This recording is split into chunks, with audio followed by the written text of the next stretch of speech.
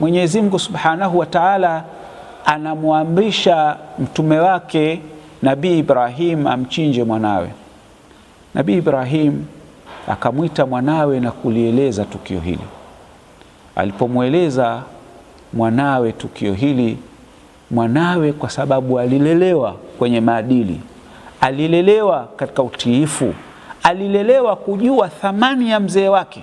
Mzee wake ni nabii min anbiya ilah, ni nabii miongoni mwa manabii wa Mungu. Ibrahim ni abul anbiya, baba wa manabii. Mtoto yule kwa sababu alikuwa ameelimika, mtoto yule kwa sababu alikuwa amepambika na maadili, alitii amri ya baba yake kwa kumwambia, ya abati faal ma tu'mar satajiduni insha Allahu minas sabirin.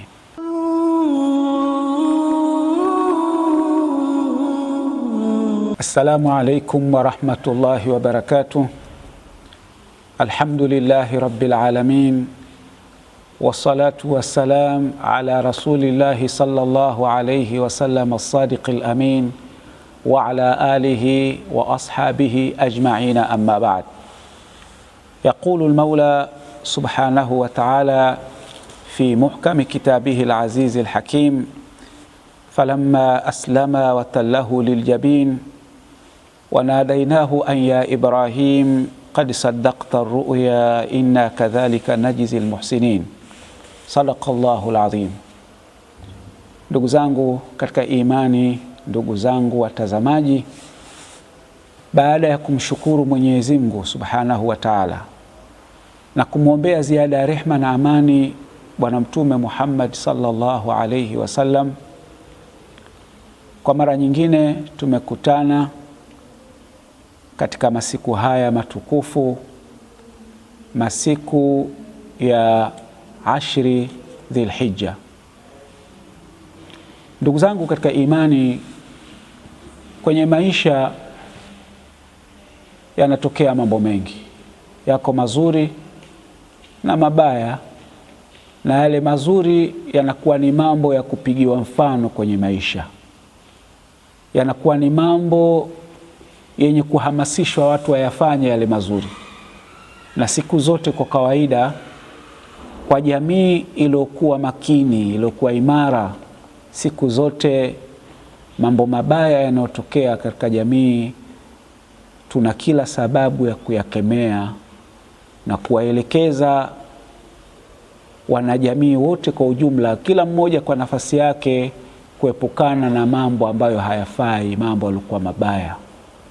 Kwa hivyo na sisi katika jamii yetu, na sisi ummati Muhammad sallallahu alayhi wasallam, tuna jukumu la kuelekezana yaliokuwa mazuri ili watu tuyafanye.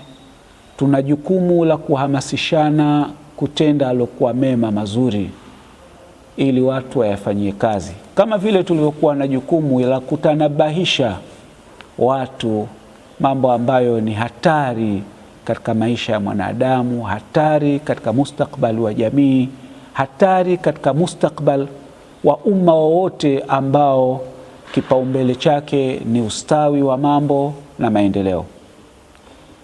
Miongoni mwa mambo mazuri ambayo kwenye jamii yatakiwa yahimizwe sana, lakini inatakiwa kama wanajamii tuyafanyie kazi, ni sala la subra katika mambo. Ili tuweze kufanikiwa lazima tuwe na subira, au tutaweza kusema uvumilivu. Tuwe na uvumilivu katika kazi zetu, uvumilivu katika kutekeleza majukumu yetu. Wakulima shambani hawawezi kufanikiwa mpaka wawe wavumilivu. Kadhalika walimu katika shughuli zao za kufundisha, wanaosimamia majukumu ya malezi, utakuta uvumilivu unaingia katika kila kipengele cha maisha. Sasa katika jumla ya matukio yanayopigiwa mfano yanaonyesha umuhimu wa swala la subra kwenye maisha, ni tukio la nabii min anbiya ilah, nabii miongoni mwa manabii wa Mwenyezi Mungu Subhanahu wa Ta'ala, ambao waliishi katika ulimwengu huu wakafanya kazi ya kuwaita watu katika mambo yaliokuwa mema, naye si mwingine ni Nabiullahi Musa alayhi wa ala nabiyina salatu wassalam.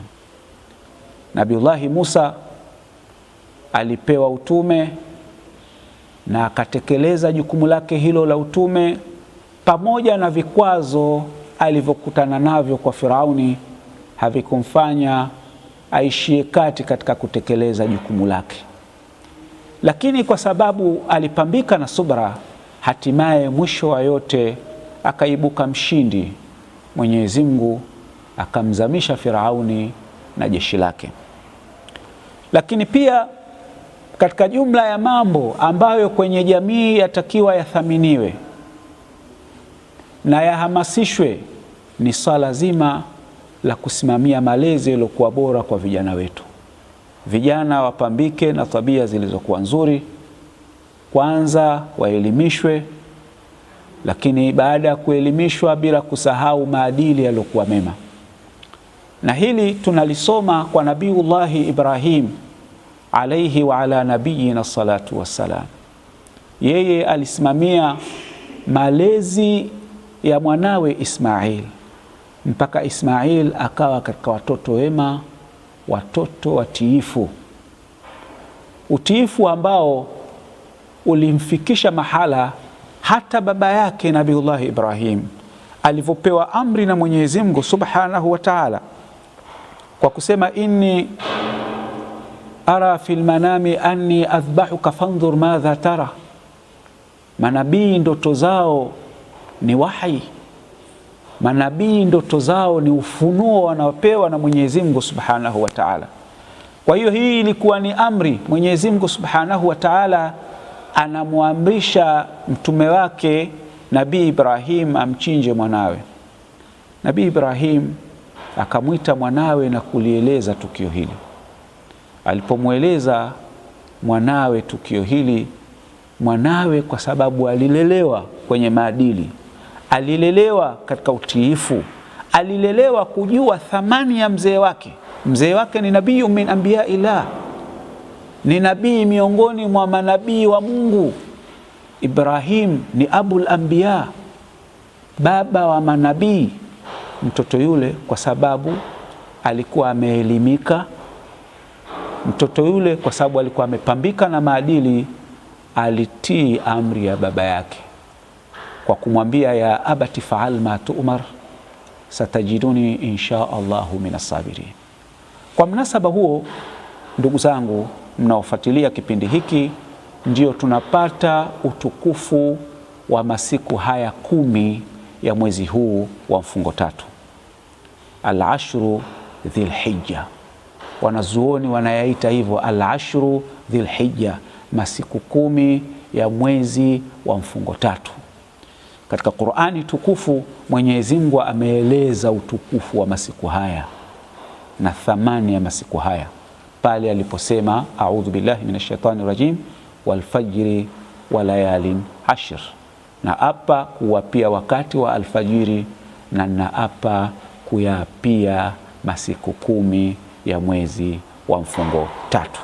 Haya masiku yamepata utukufu kwa sababu ya matukio hayo makubwa yanayoingia katika historia ya mwanadamu, matukio ambayo yanabidi yawekwe katika kumbukumbu, yanabidi yaandikwe kwa wino wa dhahabu, ila kila mwanadamu atakayeishi katika ulimwengu huu ajue matukio haya, apite njia zinazoelekezwa katika matukio haya.